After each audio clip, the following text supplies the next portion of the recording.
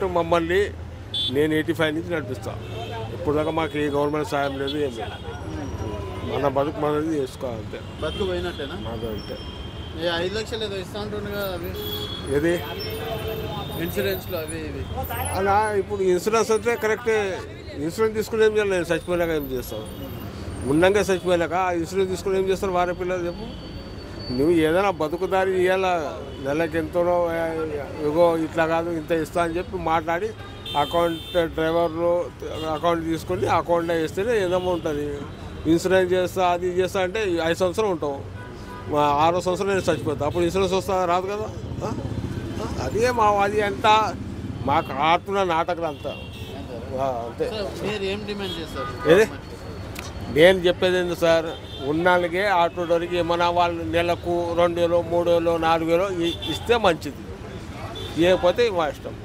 ఇప్పుడు ఆడోళ్ళకు 2,500 ఇస్తున్నాడు. ఎందుకు ఇస్తున్నావు ఆడోళ్ళకి ఎందుకు? మగవాళ్ళు కష్టపడ్డారా? ఇప్పుడు రేపు నేను ఒక వారం అయింది అనుకోండి, ఇంటికి పోతే నువ్వేం సంపాదించు, నేను ఇంట్లో కూర్చొని 100 రూపాయలు సంపాదించు, నువ్వేం సంపాదించి తీసుకున్నా మమ్మల్ని ఉల్టా అంటారు. ఇప్పుడు ఆ పరిస్థితి వస్తుంది. అంటే ఆడోళ్ళే ఓటేసినా మగవాళ్ళు వేయలేదా ఓటర్లు? మళ్ళీ మగవాళ్ళు ఓటేసినా మగవాళ్ళు కూడా ఏమో ఇవ్వాలి కదా, 3,000 4,000 ఇవ్వాలి కదా. ఆడవాళ్ళు ఓటేసినారు, బస్ ఫ్రీ చేసినారు. మగవాళ్ళు వేయలేదా ఓట్లు? మగవాళ్ళు కూడా చేయాలా మళ్ళీ అట్లా అన్నప్పుడు? లేకుంటే ఆటోలో 15,000 ఇచ్చేయాలా, గ్యాస్ వేసుకోండి, పోయి కార్డు ఇస్తాం, గాడి వేసుకోండి, మీరు కూడా ఫ్రీ, పబ్లిక్ ఎక్కడంటే అక్కడ తీసుకోవాలి వద్దండి అని చెప్పాలా? అది ఒక అందంగా ఉంటుంది కదా.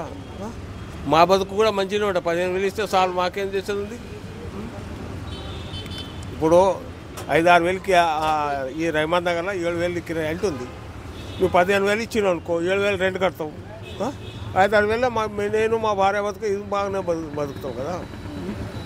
ఎందుకు మళ్ళా వేస్ట్ కదా. ఇప్పుడు మేము 5 లక్షల బండి తీసుకొని ఏం లాభం? ఇప్పుడు మీకు చూపెడతా, ఇది ఊబర్ది. ఆయన ఎంత పైసలు తీసుకున్నా చూడండి ఒకసారి, తెలుస్తుంది మీకు. ఊబర్ రోజు ఆయన చేయకుండా 40 రూపాయలు తీసుకుంటాడు ఆయన. నేను సంపాదించేంత దానిలో ఆయన ఎంత తీసుకుంటాడో చూడండి మీరు ఒకసారి.